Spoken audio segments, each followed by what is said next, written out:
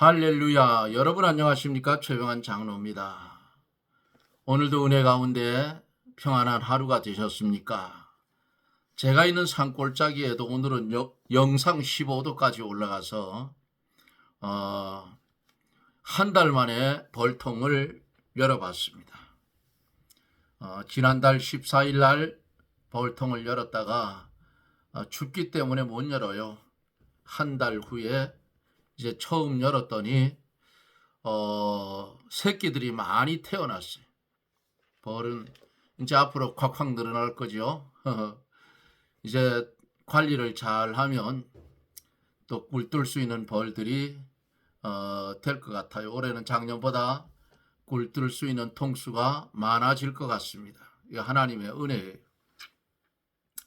장로 손에 돈이 있어야 교회 봉사도 하고 하는데 돈이 너무 없으면 교회 봉사를 할 수가 없어요. 하고 싶어도 못하지. 빚을 내가지고 할 수는 없는 거고, 나이가 많으니까 젊은 사람 같은 빚 내가 줘야 돼. 갚을 능력이 젊으니까 있는데 나이 많은 사람들은 그게 잘 안 되더라고요. 이제 함께 기도하고 말씀을 들으며 은혜를 받습니다. 난리와 난리의 소문을 듣겠으나 끝이 아니라고 말씀하셨던 주님의 은혜를 감사를 드립니다. 그리고 영광을 돌립니다. 하루하루 살아가면서 점점 주님께로 가까이 갈 수 있는 은혜를 받고 사는 이 한 가지 사실만 생각해도 항상 감사할 수밖에 없는 것이 우리 성도의 모습인데, 이것을 잊어버리고 애굽으로 눈길을 돌리고 원망했던 이스라엘 백성처럼 때로는 세상을 바라보고 실망하고 낭망하며 혼자 실족하여서 하나님과 거리가 먼 삶을 살았던 우리들을 용서하여 주시고 이 시간에 사죄의 은총을 나려주시기를 원합니다. 이 나라, 이 민족 불쌍히 여겨주시고 하나님을 섬기는 천만 기독교인들 정신을 차리게 하시고 깨어서 근신하고 기도하여 나라를 바로 세울 수 있는 그런 은혜를 우리에게 더하여 주시옵소서. 이 시간에도 알 수 없는, 인간의 지혜로 알 수 없는 하나님의 말씀을 우리에게 주실 때에 주의 성령이 역사하시고 감동하사 깊이 있게 깨달아지게 하시고 깨달아진 말씀대로 순종하며 살게 하여 주시옵소서. 육신이 연약해서 질병 때문에 일하고 싶어도 일하지 못하는 그 심령들을 불쌍히 여겨주시고 일할 수 있도록 질병을 고쳐주셔서 하나님께 고침받았다 하는 증거를 가지고 주를 위해 죽도록 충성할 수 있도록 하나님 역사하여 주시옵소서. 이 시간에도 멀리는 미국에서 그리고 국내에서 하나님 말씀을 들을 사랑하는 성도들에게 보혜사 성령님 역사하여서 은혜가 넘치게 하여 주옵소서. 예수님 이름으로 간구하옵나이다. 아멘. 하나님의 말씀은 예레미야 2장 3절로 6절까지만 봅니다. 3절로 6절. 예레미야 애가 2장 1145쪽입니다. 3절로 6절. 맹렬한 진노로 이스라엘 모든 뿔을 자르셨으며 원수 앞에서 오른손을 거두시고 맹렬한 불이 사방으로 사름같이 야곱을 사르셨도다.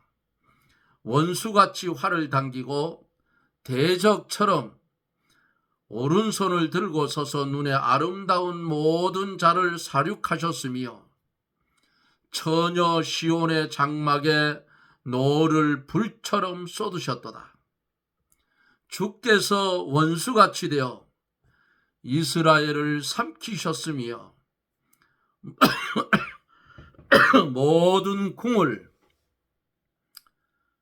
삼키셨고 견고한 성들을 회파하사 처녀 유다의 근심과 애통을 더하셨도다. 성막을 동산의 초막같이 헐어버리시며 공의 처소를 회파하셨도다. 여호와께서 시온 가운데서 절기와 안식일을 잊어버리게 하시며 진노하사 왕과 제사장을 멸시하셨도다. 한 절만 더 볼게요.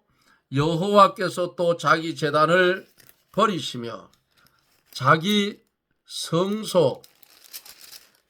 성소를 미워하시며 궁장을 원수의 손에 붙이셨으며 저희가 여호와 전에서 혼화하기를 절기날과 같이 하였도다. 여호와께서 처녀 시온의 성을 헐기로 결심하시고 줄을 띠고 회파하면서 손을 거두지 아니하사 성과 과구로 통곡하게 하셨으며 저희가 함께 쇠하였도다. 아멘. 7절까지 봤습니다.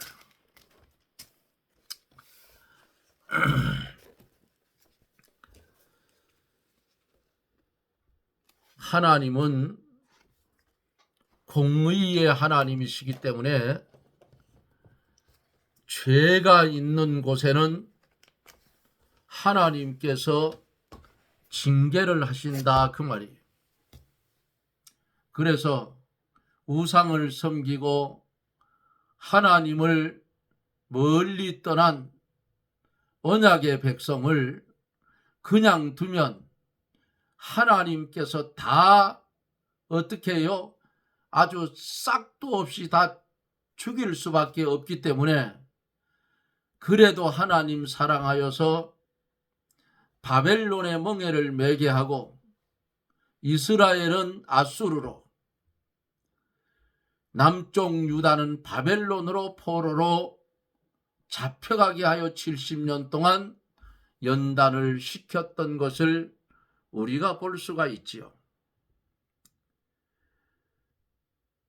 하나님의 이름이 성전과 왕국이 파멸된과 동시에 비난당하도록 된 것은 바로 그들의 죄로 인했기 때문이다. 어제 여기까지 하면서 말씀을 마쳤습니다.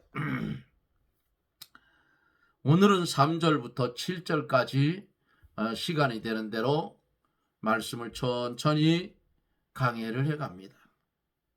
3절 보면 맹렬한 진노로 이스라엘 모든 뿔을 자르셨으며 원수 앞에서 오른손을 거두시고 맹렬한 불이 사방으로 사름같이 야곱을 사르셨도다. 이렇게 말씀을 합니다. 예레미야 선지자는 같은 내용을 여러 가지 표현으로 나타냅니다. 그러나 그는 유다 백성들과 예루살렘과 성전이 파괴당할 때에 그것이 하나님의 극도의 보응임을 보여주려고 했어요. 그러나 여기에서 오늘 본문에서 하나님께서 그 재앙의 장본인으로 나타나시는 것을 우리는 주목을 해야 합니다. 만일 그렇지 않다면 예레미야 선지자는 나라가 당하는 파멸에 대해 애통해해도 헛된 일이 될 것이다, 그 말이에요. 그러나 그는 모든 역경 속에서도 하나님의 능력을 깨달았어요. 그렇기 때문에 하나님께서는 백성들에 대해서 그토록 성나신 정당한 이유가 있다고 본문에 말씀을 하고 있죠. 그리고 선지자는 뭐라고 했어요? 3절에 이스라엘 모든 뿔을 잘랐다 그랬어요. 우리는 뿔이 위험이나 탁월한 점뿐 아니라 힘을 의미하는 것을 알고 있어요. 이 뿔은 권세를 가리키기도 해요. 그러므로 여기에서는 힘이나 권세를 언급하는 것 같지만은 이 두 가지 뜻을 다 포함하고 싶다, 그 말이에요. 위험이나 탁월한 점뿐만 아니라 힘을 의지하는 것을 알고 있고 권세를 언급하는 것, 이 두 가지를 다 포함시키고 싶은 것이 이 선지자의 그 마음이라, 그 말이에요.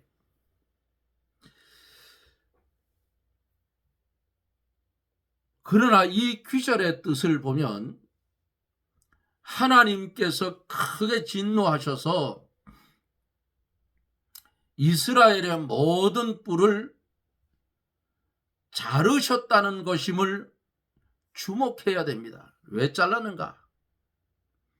그러므로 선지자 예레미야 선지자는 여기에서 마치 하나님께서 가벼운 반역 때문에 성나신 것처럼 그의 백성들에게 화를 내신 것이 아니라는 것을 암시하고 있어요. 하나님의 진노는 보통이 아니었는데 그것은 백성들의 불경건이 극심해서 하나님께 향한 죄는 결코 가벼운 것이 아니었기 때문에 요 맹렬한 진노라는 말로서 예레미야 선지자는 하나님께서 마치 난폭한 충동에 의해서 보복하시는 듯한 과도함을 의미하는 것이 아니라 오히려 백성들이 매우 사악해서 그토록 뿌리 깊은 불경건을 보통 흔한 방법으로는 징벌할 수가 없음을 암시해 주고 있어요. 모든 뿔을 잘랐다. 이거 안 자르면 안 되니까. 그러나 인간적인 면으로 볼 때는 하나님이 폭거처럼 보인다고 말이에요. 그러나 그런 하나님 아니에요. 자를 때에는 하나님의 뜻과 섭리가 있는 거라 그 말이에요. 그 다음에는 원수 앞에서 오른손을 거두시고 라고 말씀하시고 동시에 맹렬한 불이 사방으로 사름갔다 그랬어요. 여기에서 두 가지를 언급하죠.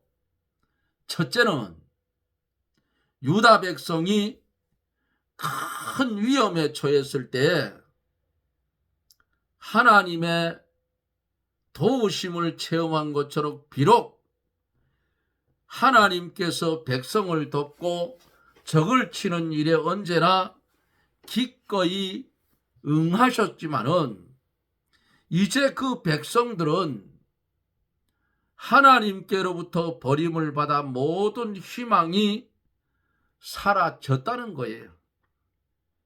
따라서 상반절은 그들이 하나님을 저버렸으므로 하나님께서는 이전처럼 백성의 구원자가 되지 않으시리라고 선포하는 겁니다. 그런데 이제 예레미야 선지자는 비유적으로 하나님께서 오른손을 어떻게 해요? 거두셨다고 말합니다.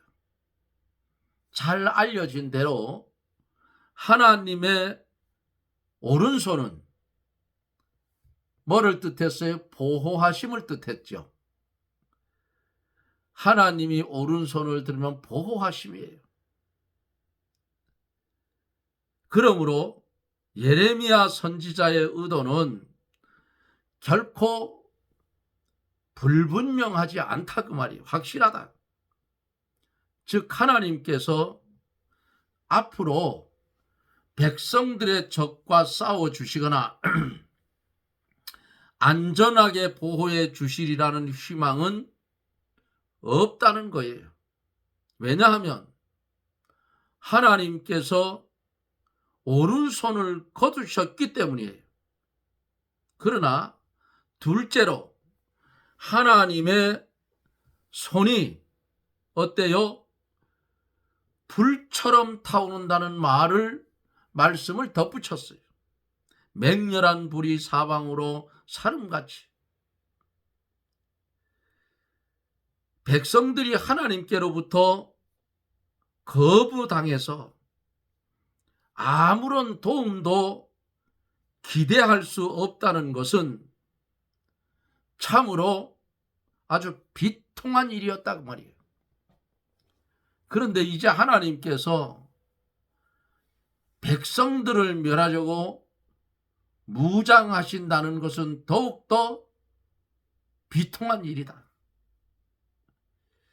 여기에서 우리는 이 불의 비유를 주목해야 됩니다. 만일 예레미야 선지자가 하나님의 오른손이 백성들과 대적하신다고만 했다면 그것은 그렇게 강렬한 표현이 되지 못했을 거예요. 그러나 예레미야 선지자는 하나님의 오른손을 온 이스라엘을 삼켜버리는 불에다가 비유했을 때에 그것이 더욱더 무서운 현상이라는 사실입니다. 더구나 예레미야 선지자는 이러한 말을 통해서 이스라엘 백성들이 재앙을 평범한 방법으로 애통해서는 안 되고 오히려 모든 재앙과 하나님의 크신 진노의 원인을 진지하게 생각해야 한다고 상기시킵니다. 왜 이런 일이 왔는가? 왜 하나님의 언약 백성을 하나님이 이렇게 쥐잡하느냐 그 말이에요. 왜 이게 왔는지 생각해. 우리도 똑같아요. 우리들도 현실에 살아가면서 여러 가지 사건과 현실 속에서 여러 가지 사건과 시험과 어려움을 만날 때가 있는데 이 시험이 욥의 시험 같은 것인가? 아니면 나의 범죄로 인해서 하나님의 징계인가? 이거 잘 구분하라 그 말이에요. 모르겠으면 하나님 나 모르겠는데 가르쳐 주십시오 그래요. 아예 그게 낫다고. 교만해가지고 하나님은 왜 나만 두들겨 패느냐 그러지 말라고 그 말이야.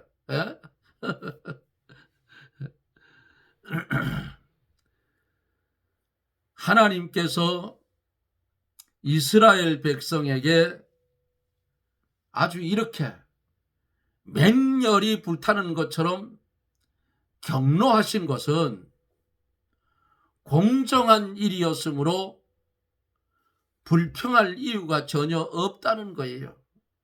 그러면 다음 절에 볼까요?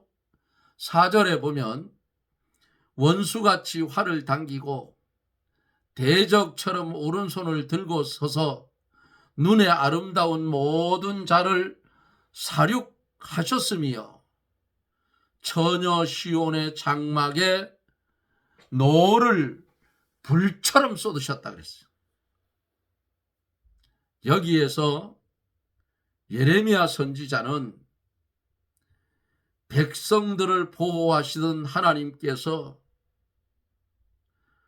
이제는 무기를 들으셨다는 또 다른 비유를 언급하고 있지요. 부분 전체를 뜻하는 활이라는 말로서 다른 모든 무기를 포함한다 그 말이에요. 응? 원수같이 활을 당기고 대적처럼 오른손을 들고 섰다. 응? 대적처럼 오른손을 들고 서서라고 한 이 말씀, 여기에서 앞에서 언급했던 것을 좀 더 명확하게 묘사하고 있어요. 곧 하나님께서 백성들을 적들의 뜻대로 내맡기셨을 뿐 아니라 하나님 자신도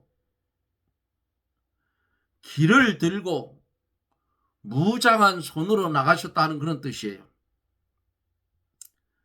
선지자 예레미야는 하나님의 오른손이라는 말로서 백성들의 모든 적을 가리키는 것이 틀림이 없어요. 왜냐하면 전쟁이라는 말로서 백성들의 모든 적을 가리키는 것이 틀림없다 그 말이에요. 전쟁이 갈대아인들에 의해서 발발한 것이 아니고 하나님께서 백성들의 사악함을 그리고 완악함을 벌하시기 위해서 결정하신 것임을 백성들에게 주의 깊게 새겨서 말씀하는 겁니다. 더욱이 하나님께서 여기에서 언급될 때마다 내가 이미 말한 것처럼 선지자는 백성들이 하나님과 관계가 있음을 상기시킨다는 사실을 알도록 해야 돼요. 즉 예레미야 선지자는 사람들이 속임수에 능함으로 유다 백성들이 그 재앙을 잊거나 그것을 역경이라고 생각하거나 그것에 어떤 다른 이유가 상상하지 않도록 하기 위해서 하나님을 내세우는 거예요. 그리고 우리는 예레미야 선지자가 하나님께서 예루살렘 성벽을 파괴하기로 작정하셨다는 본문에서 이러한 것을 좀 더 분명히 보게 될 것입니다. 하나님의 이러한 생각은 곧 그분의 섭리와 동일하다는 거예요.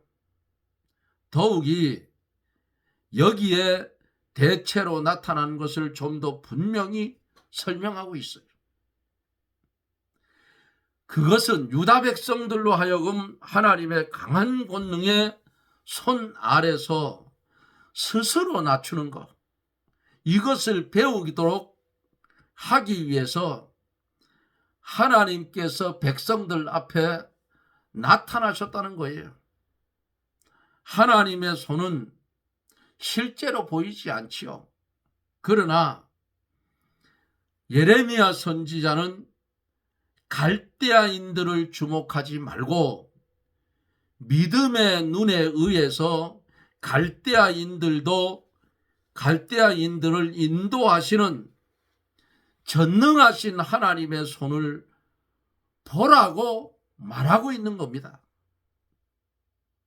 백성들을 향해 서 있었던 것은 바로 하나님의 이런 손이었던 것이다 그 말이에요. 그 다음에 보면은 아름다운 모든 자를 사륙하셨으며라고 하는 귀절이 뒤따르고 있지요. 어떤 사람들은 이것을 탐나는 모든 것이라고도 해석해요. 그러나 예레미야 선지자의 의도에 따르자면 사람으로 해석함이 더 타당할 겁니다. 이것은 마치 선지자가 처녀 시온의 장막에서 사람들의 꽃이 하나님의 손에 의해서 멸했다고 말한 것과 같아요. 그러나 이 귀절은 본문의 마지막 부분과 연결되는 것이 더 나을 것 같아요. 즉 하나님께서 처녀 시온의 장막에 노를 불처럼 쏟으셨다라고 보는 것이에요. 예레미야 선지자는 앞절에서 언급했던 비유를 반복했는데 우리는 이것을 주의 깊게 살펴보아야 돼요. 왜? 하나님께서는 이사야 선지자를 통해서 불같이 적들을 삼키겠다고 위협하셨기 때문입니다. 하나님께서는 이스라엘의 빛은 불이요. 잘 들으세요. 이스라엘의 빛은 불이요. 그 거룩한 자는 불꽃이라고 했어요. 그 살림과 기름진 밭의 영광이 전부 소멸되리니 하고 이사야 10장 17절 18절에 기록하고 있습니다. 마치 자신이 이스라엘 백성의 수호자이시기 때문에 갈대아인들과 싸울 때에는 그 보응이 무서우리라고 말씀하시는 것처럼 갈대아인들에 대해 위협을 하셨어요. 하나님께서는 자신이 이스라엘의 빛이고 거룩한 자라고 부르십니다. 그런 까닭에 이 갈대아인들, 바벨론의 군사들에 대해서 불과 불꽃이 되겠다고 말씀하셨던 겁니다. 그러나 하나님께서는 여기에서 무엇을 말씀하시는가? 하나님께서는 진노를 불같이 쏟아 놓으셨으며 그 불꽃은 이스라엘 안에서 좋게 여겨진 것은 무엇이든지 사방으로 삼켜버리겠다라고 나타나 있어요. 우리는 여기에서 그 백성들이 하나님의 보복을 자기들에게 향하도록 그분을 분노케 했음을 볼 수가 있다. 그분이 누구예요? 하나님께서. 하나님의 언약 백성들이 오죽 하나님의 마음을 아프게 하고 오죽 범죄를 했으면, 공의의 하나님이잖아요. 법이요 하면 다 죽어요. 그러니까 하나님이 살려주기 위해서 분노를 발했다 그 말입니다. 백성들이 범죄하지 않고 진리대로 살았더라면 갈대아인들이 쳐들어올 때에 하나님의 이 진노는 갈대아인들을 향해서 퍼부어졌을 거예요. 사랑하는 성도 여러분, 우리가 이 땅에 나그네의 삶을 살아가면서 하나님 앞에 살아갈 때에 하나님께 진노받을 만한 그런 삶은 살지 말으시기를 바랍니다. 내가 비록 손해를 보고 내가 비록 넘어지는 한이 있더라도 하나님의 진노를 쌓는 일은 절대로 하지 말고 살자, 그 말이에요. 이런 모습을 보면서도, 이런 말씀을 들으면서도 그거는 하나님의 말씀이고 나는 나다, 뭐 자유의지가 주어져 있으니 지 맘대로 살든지 말든지인데, 하나님의 진노가 갈대아인들에게로 퍼부어져야 되는데 이스라엘을 쳐들어올 때에 반대로 그들을 불러서 하나님의 진노를 표출했다, 그 말이에요. 잡아갔다, 그 말이에요. 잡아가서 연단시켜서 인간 만들어서 다시 예루살렘으로 돌려보내는 겁니다. 이런 아픔을 당하기 전에 빨리 회개하고 바른 삶을 살아라, 그 말 아니겠어요? 주신 이 말씀, 아름다운 모든 자를 살육하셨으며 장막의 노를 불처럼 쏟아부으셨다. 마음에 이 말씀을 마음판에 간직하세요. 그리고 장막의 노를 불처럼 쏟으시는 그것을 돌이켜서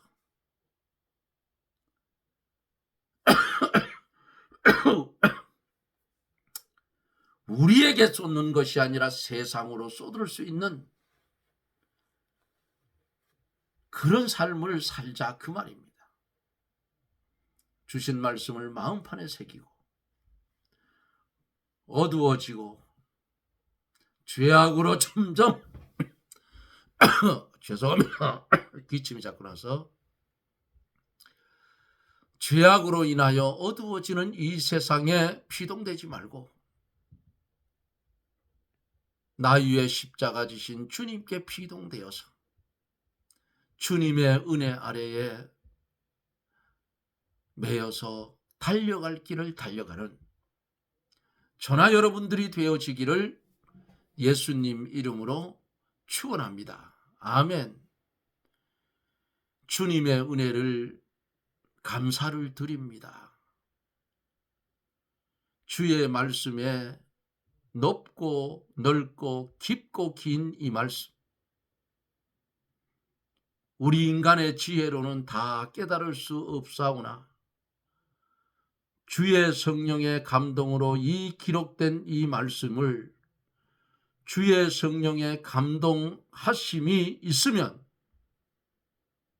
듣는 것 이상으로 깨달아 어두운 세상에서 빛되게 살 수 있는 줄 믿사오니 주여 말씀의 은사를 주사 주의 말씀을 깊이 있게 깨달아 하나님이 원하시는 삶을 우리가 살아가게 하여 주옵소서. 예수님 이름으로 기도드리옵나이다. 아멘. 여러분 고맙습니다. 어제는 방송을 해서 유튜브에다 올려놨는데 올라가는 걸 봤는데 그게 어떻게 다운돼 버렸어요. 그래서 어제 거를 아침에 올려놔서 아침에 보니까 없어요. 아침에 올려놨는데 오늘은 올라갔는지 확인을 해야 될 것 같아요. 어제 너무 피곤해서 확인을 못했어요.